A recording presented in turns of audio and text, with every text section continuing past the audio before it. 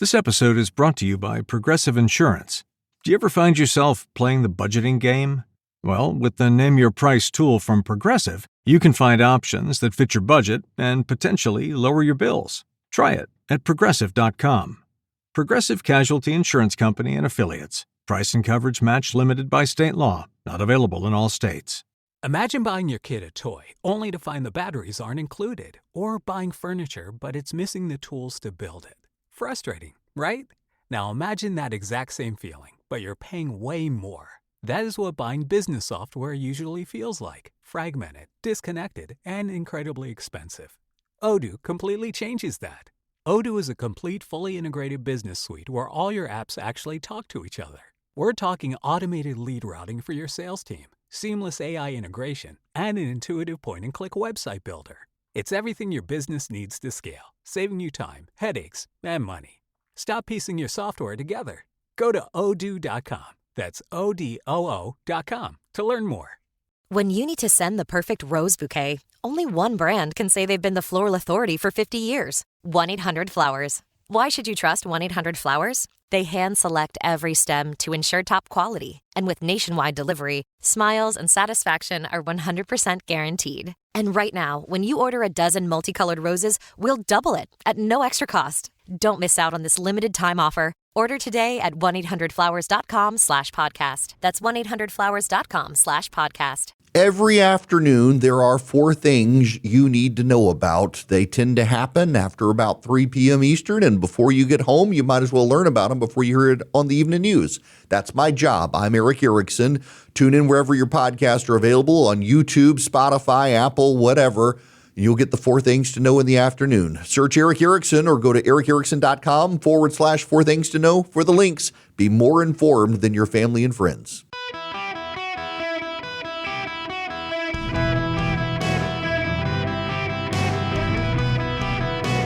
Welcome to the Erick Erickson Show podcast, Hour 3. Welcome. It is Erick Erickson here across the United States. Delighted to have you with me. The phone number is 877-973-7425. Should you wish to be on the program, I would be very happy to have you.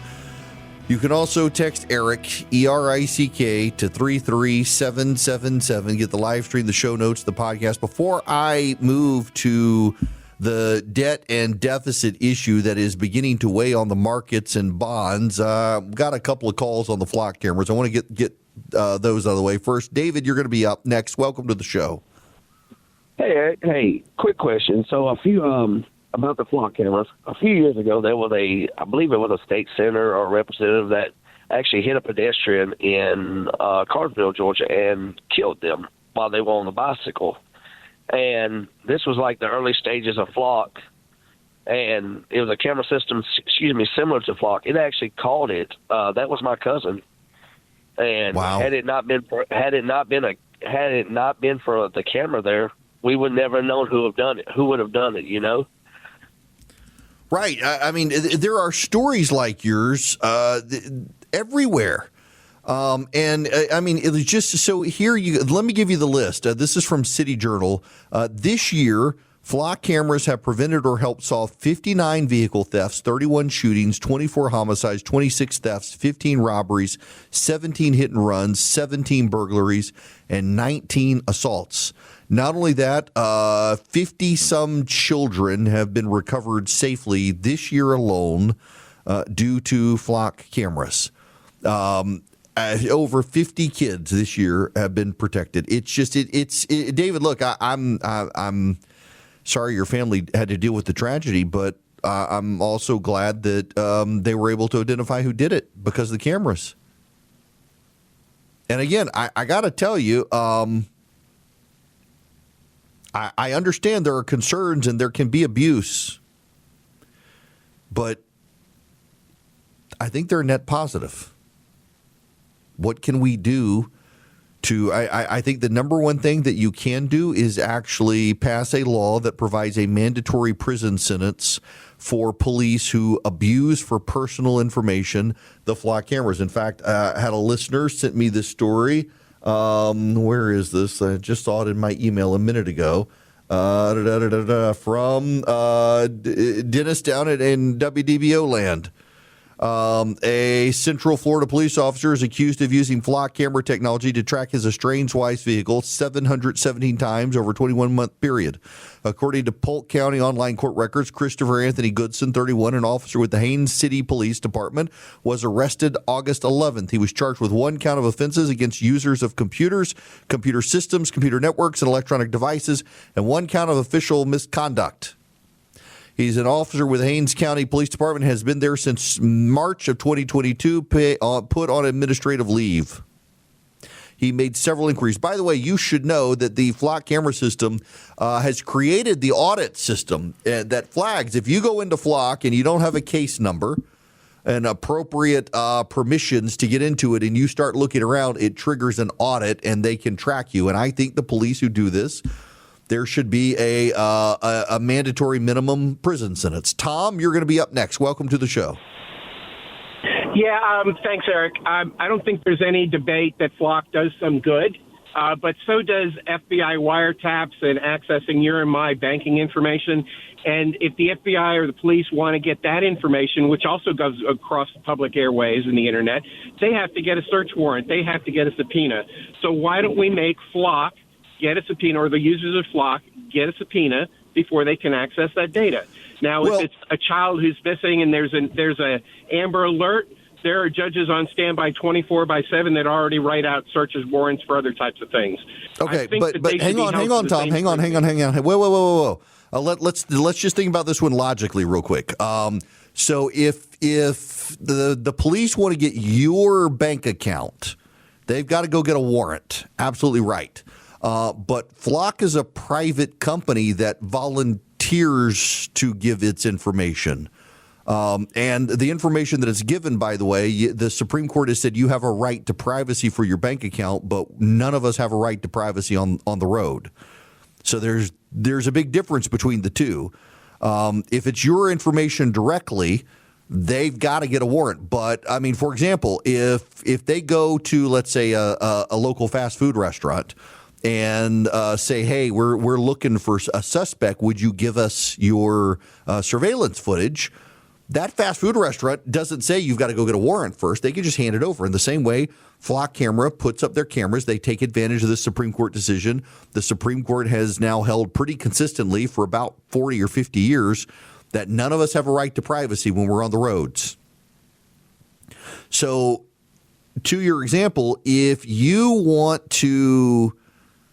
the police want your emails, or they want your cell phone data, or they want your banking information, they got to get a warrant. Your cell phone company does not automatically hand over your information because they would be breaching your privacy. You have a contractual relationship with the cell phone company. The cell phone company gives you a right to privacy as a result of your contractual relationship with them. So the police have to go get a warrant if they want your cell phone data.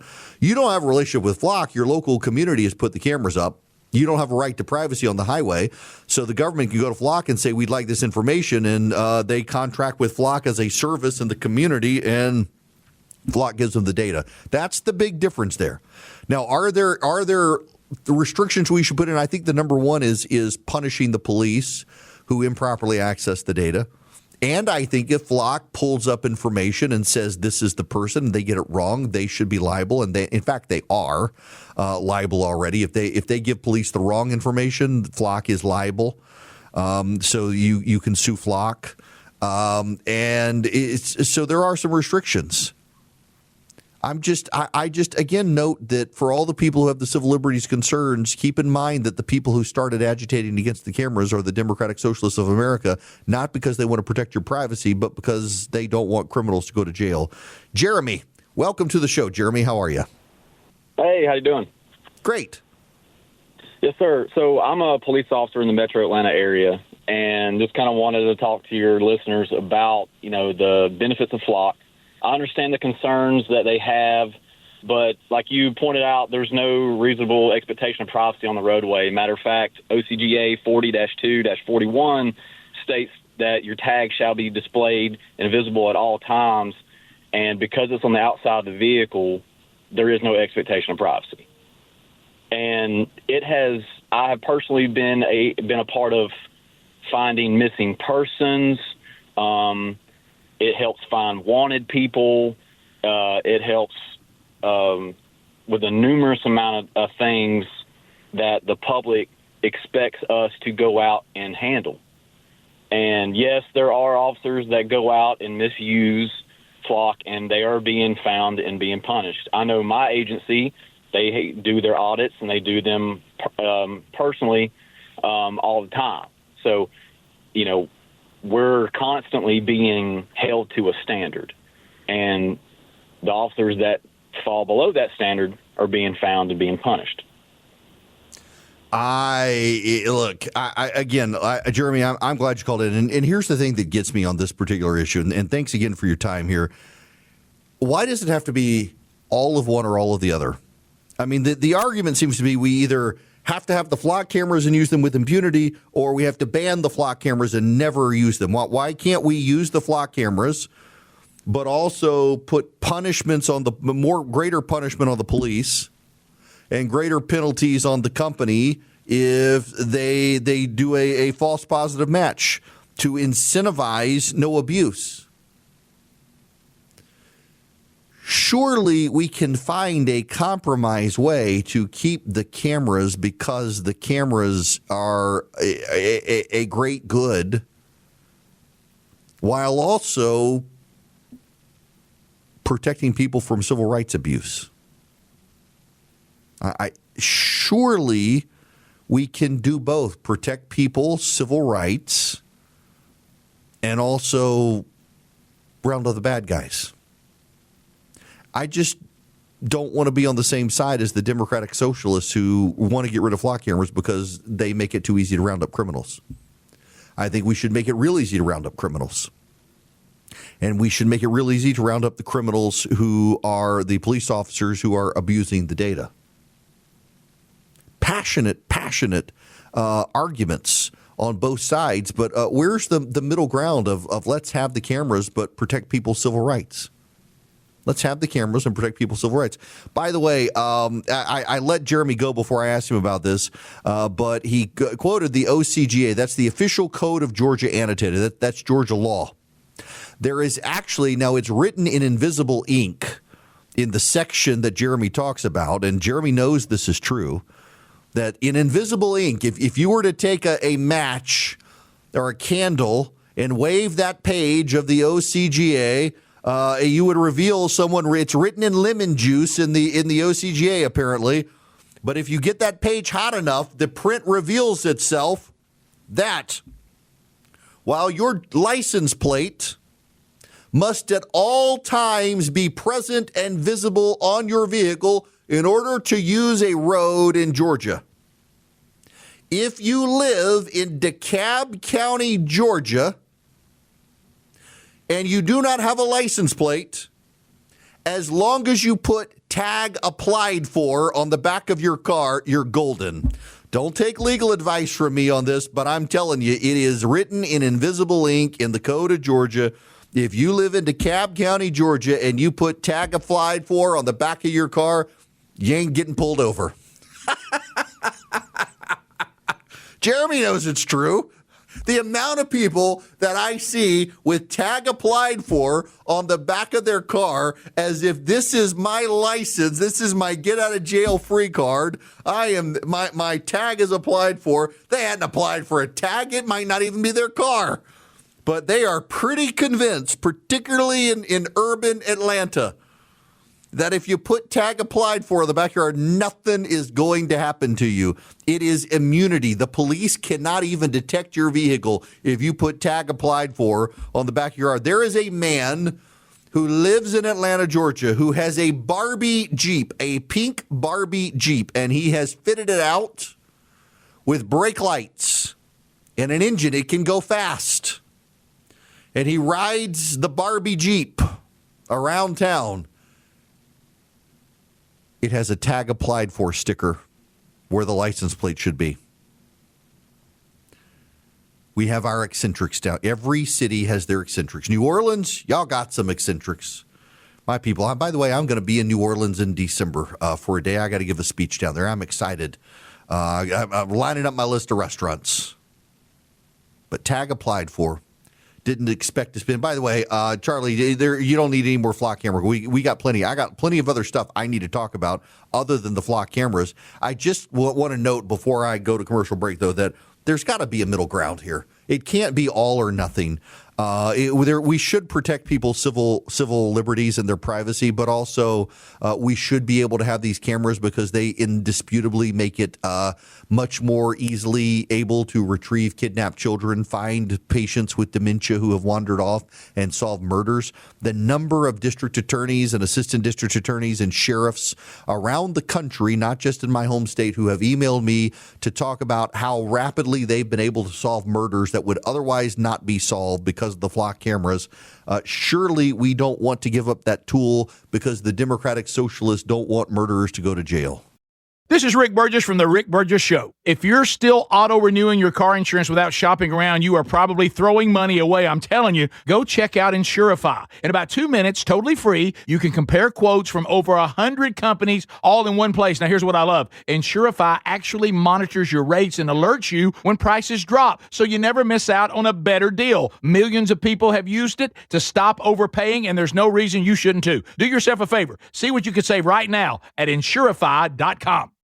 Hello, it is Erick Erickson here. I want to play for you a comment from Abdul El Sayed, the Democratic Socialist running in Michigan. What Medicare for All does is it does away with the private insurance market, right? It now has one single payer. That's why we call it single payer, right? One insurance, and that is the government of the United States. And he wants to get rid of your private insurance.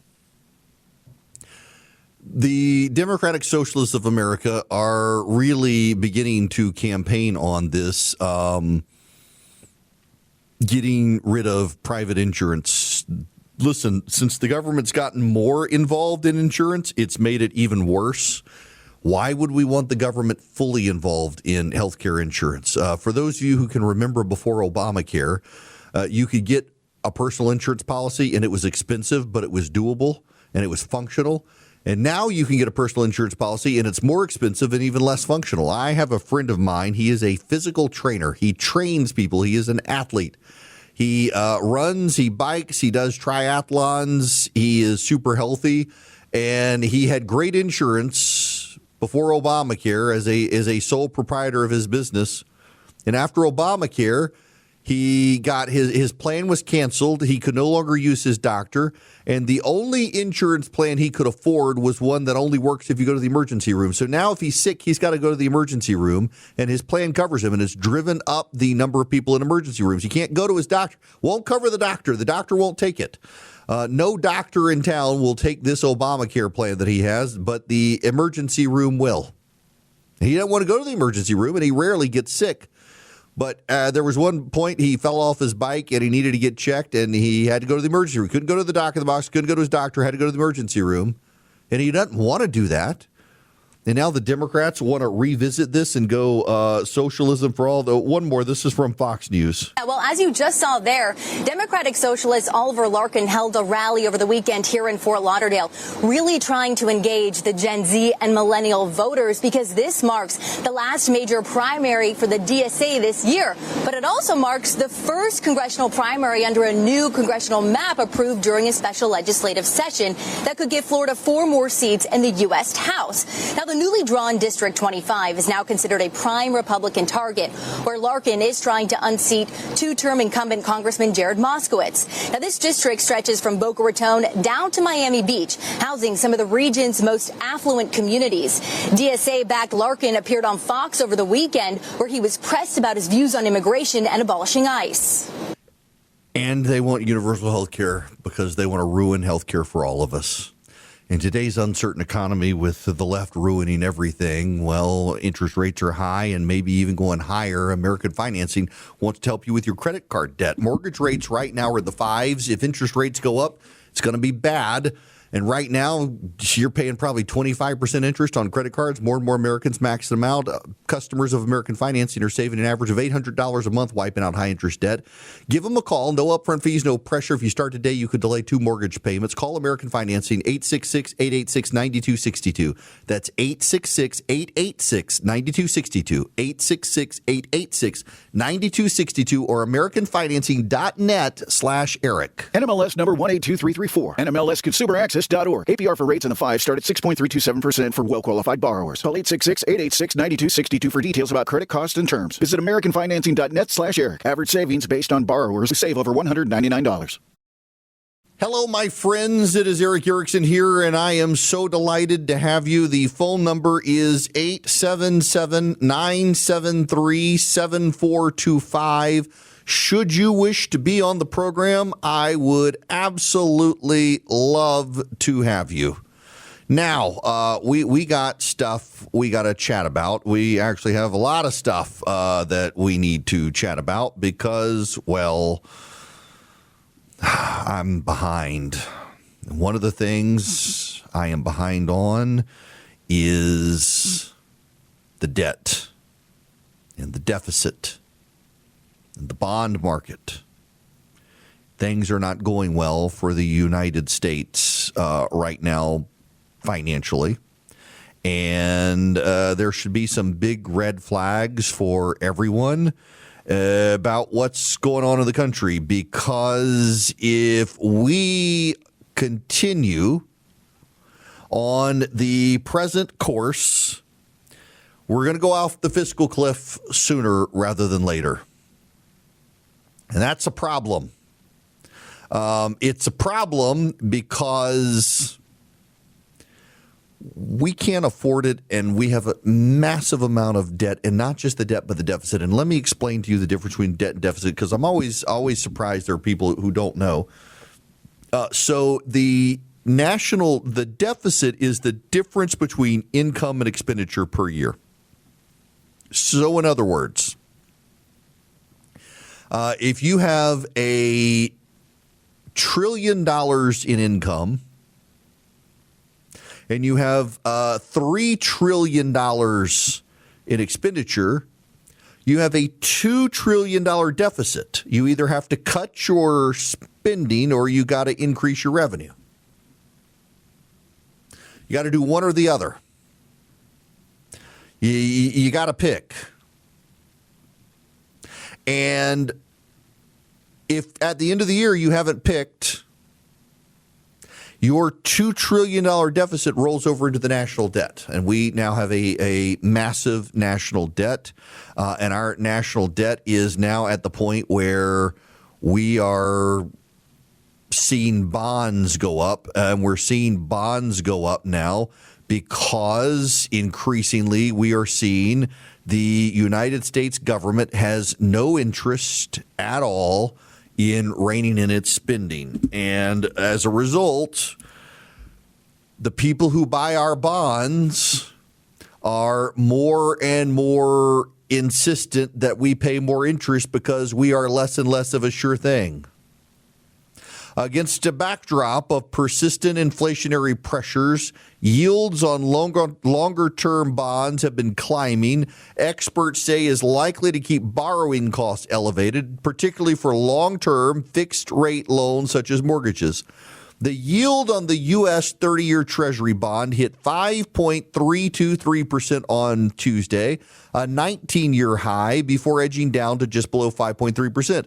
The 10-year Treasury yield, a key benchmark for fixed mortgage rates and other longer-term assets, is above 4.7%. That compares to below 4% before the start of the Iran war at the end of February. The higher bond yields on long-dated securities like the 30-year Treasury indicate discomfort over persistent high inflation in the future. The annual rate of inflation was 3.4% in July as measured by the Consumer Price Index, far above the Federal Reserve's 2% target. Before the war in January, the annual inflation rate was 2.4%. The diesel crack is a problem. The diesel crack is the excess price to produce diesel from a barrel of oil, and it is at an all-time high over $100. So a barrel of oil costs $80 to produce diesel, costs $100. So you've got a $20 difference. That's the highest it's ever been. Diesel is what's in our tractors on our farms that grow our food. It's in the 18-wheelers. That means it's going to cost more to send stuff to the grocery store. That means your grocery prices are going to go up. The 10-year bond affects mortgage prices. That means mortgage rates are going to go up. Everything is getting more expensive. Everything is getting more expensive. This is becoming a real problem. And that problem is then having a cascading effect. It's not just the national government. Philip sent me the story this morning, and he had sent it to me yesterday. And I said, I did a whole monologue on that, and then I realized it was in the 4 Things to Know yesterday. So if you subscribe to the 4 Things to Know podcast, you're ahead of the curve from everybody else because this hit the wires late yesterday.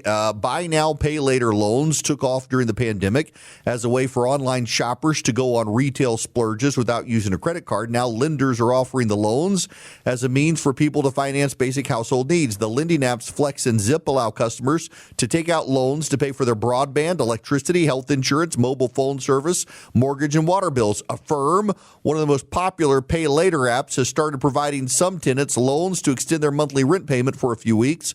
Many dentists, veterinarians, and medical clinics now offer instant pay later financing, and Intuit this year started promoting file now, pay later loans to TurboTax users who owe money in their tax returns. Pay later loans are becoming the working capital for the modern middle class, says Karen Webster, the chief executive of Payments, a news and market research company for the payments industry. Consumers are using it more for essential everyday things, and therein lies the problem. If you have to take out a loan to pay your mortgage, well, you've really screwed up. If you got to take out a loan to pay your phone bill or your electricity bill or your water bill, you're really screwing up. I am not Dave Ramsey. In fact, I could use the Dave Ramsey program. I got multiple car payments in my house now, among other things. But I know it's really unhealthy in our society for the middle class to be taking out loans to pay for basic utilities and services. And I understand things are more expensive now. I feel it, y'all. I am my family's DoorDash. There are nights where we don't have time to cook.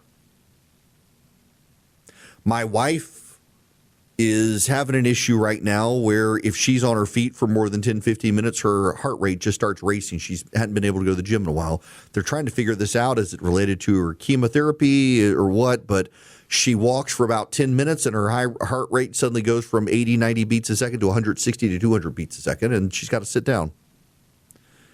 So she's not really cooking a lot.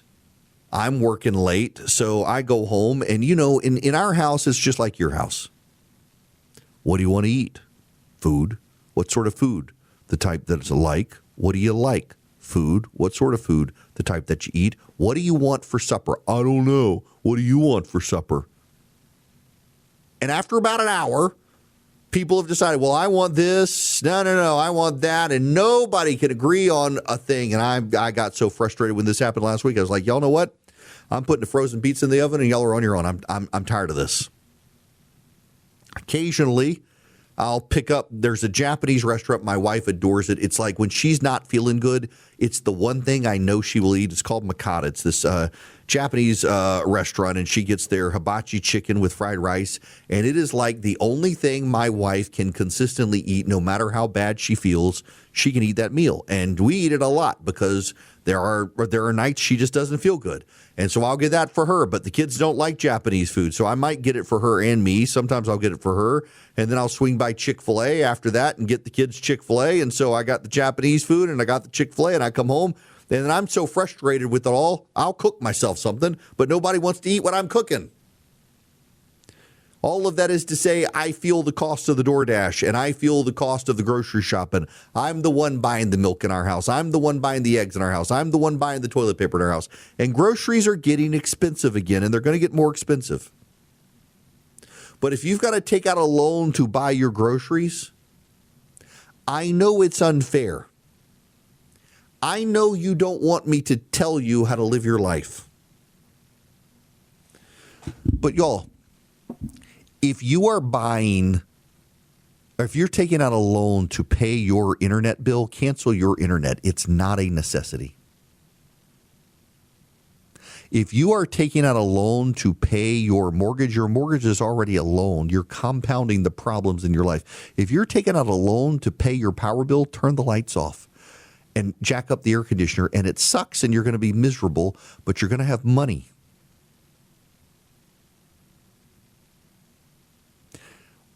We live in very expensive times, but the solution is not more government. And that's part of the problem, is that so much of the government now, the conversations around the government are premised on people wanting the government to do even more. Look at healthcare again. Healthcare is so expensive. And it's more expensive the more government's gotten involved. You want to reduce healthcare costs, you let the free market do it. I put up a piece this morning because, by saying these things, by acknowledging, yes, life sucks and it's more expensive, but also it's not fair and the government is not the solution, and saying maybe you need to eat beans and rice, maybe you need to soak beans overnight and buy a bag for less than $1 and learn to eat on beans and rice and learn how to cook. And, oh, my God, you're so mean to me. You don't even appreciate it. You have it so easy. No, I've lived that life. And I understand that if you're having to take out a loan to pay your loan, you've screwed yourself financially and you need to do something to undo the damage. And that involves making tough choices in life. Bringing the government in to help you is only going to create you more disaster. Look at the government. The government can't pay its own bills. The government is actually, by doing so much and covering so many costs, raising your mortgage prices. The reason home ownership is so unaffordable in this country right now is because of the cost of government. When the government does so much that the 10-year bond goes up because people aren't really sure the government's going to pay them back and they want an incentive through higher interest rates, your mortgage rate goes up. There's a direct correlation between the 10-year bond going up and your mortgage rates going up. And as more money flows into the government to buy their bonds because of the high interest rate, that's less money going to the private sector. The private sector gets starved as government grows. It's not sustainable any more than it is sustainable for you to get a short-term loan to pay off your mortgage or your power bill. My first real paying job was when I was in high school. My parents had this view with me that I have with my kids, that my job was to get really good grades to get a scholarship to go to college. So I did. And then like, okay, get a job. I was home for the summer and I started working for my high school, worked for the headmaster, Dr. Winsey, was there every day during the summer. I got paid, had spending money for myself. My parents still took care of the basic needs, but I had spending money. If I wanted to go out, go to a movie or something, I had that money. And then my second year in college, I got a job on campus at my alma mater, Mercer University, a regional school in the South, not a big fancy school. I worked in residence life, and during the summers, I would move furniture around dorms. And I started saving money. And then I went to law school. In your first year in law school, you're not supposed to work. So my whole life was lived on student loans because my parents weren't covering law school.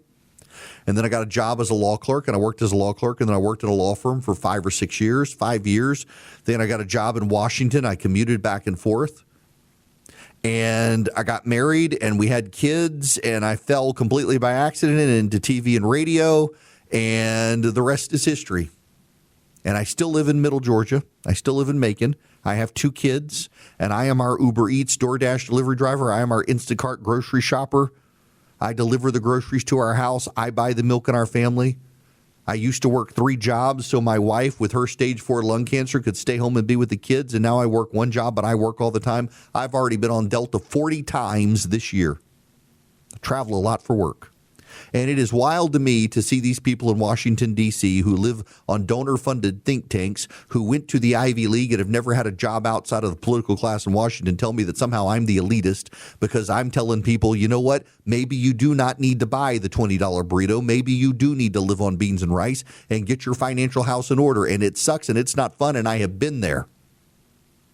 How dare you tell people that? How dare you not tell people that?